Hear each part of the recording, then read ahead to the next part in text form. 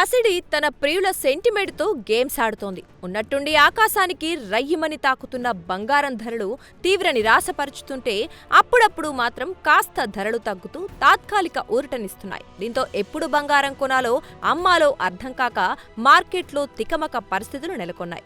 ఒకప్పుడు 1,00,000 కూడా దాటేసి అందరికీ షాక్ ఇచ్చిన గోల్డ్ తర్వాత 1,00,000 లోపలికి వచ్చింది. కానీ ఉన్నట్టుండి 1,00,000 మార్కును దాటేసింది. దీంతో ఇక బంగారం ధర భారీగా పెరుగుతూనే పోతుందన్న ప్రచారం జోరుగా నడుస్తోంది.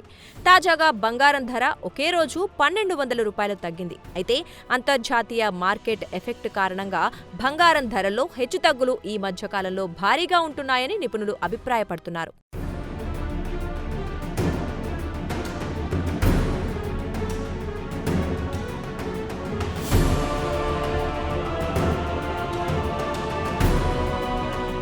బంగారం ధరలు కాస్త దిగొచ్చాయి. అంతర్జాతీయ మార్కెట్లో అతి విలువైన లోహాలకు డిమాండ్ పడిపోవటంతో దేశీయంగా ధరలు భారీగా తగ్గాయని ఆల్ ఇండియా సరఫరా అసోసియేషన్ వెల్లడించింది. ఢిల్లీ బులియన్ మార్కెట్లో తులం బంగారం ధర 1,200 రూపాయలు దిగివచ్చి 1,170 రూపాయలుగా నమోదైంది. అలాగే 99.5% స్వచ్ఛత కలిగిన గోల్డ్ ధర 1,00,000 రూపాయల దిగువకు పడిపోయింది.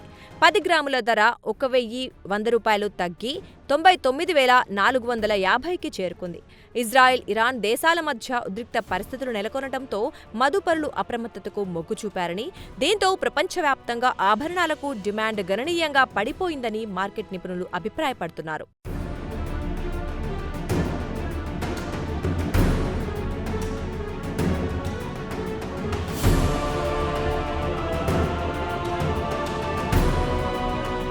కానీ వెండి ధరలు మాత్రం స్వల్పంగా పెరిగాయి. కిలో వెండి 100 రూపాయలు అందుకొని 1,07,200కి చేరుకుంది. అంతర్జాతీయ మార్కెట్లో ఔన్సు గోల్డ్ ధర $3,380.65 వద్ద కొనసాగుతూ ఉండగా వెండి $36.47 వద్ద ఉన్నది.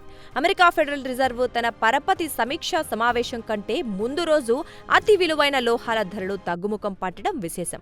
అంతర్జాతీయ రాజకీయ అనిశ్చిత పరిస్థితులు నెలకొనడం కూడా ధరలు తగ్గడానికి ప్రధాన కారణమని మార్కెట్ ఎక్స్పర్ట్స్ విశ్లేషిస్తున్నారు. మొత్తానికి అంతర్జాతీయ పరిణామాల కారణంగా 1,00,000 దాటిన బంగారం ధరకు కాస్త బ్రేక్ పడటంతో బంగారం కొనాలనుకునే వాళ్లకు ఇది రైట్ టైం అని నిపుణులు సజెస్ట్ చేస్తున్నారు.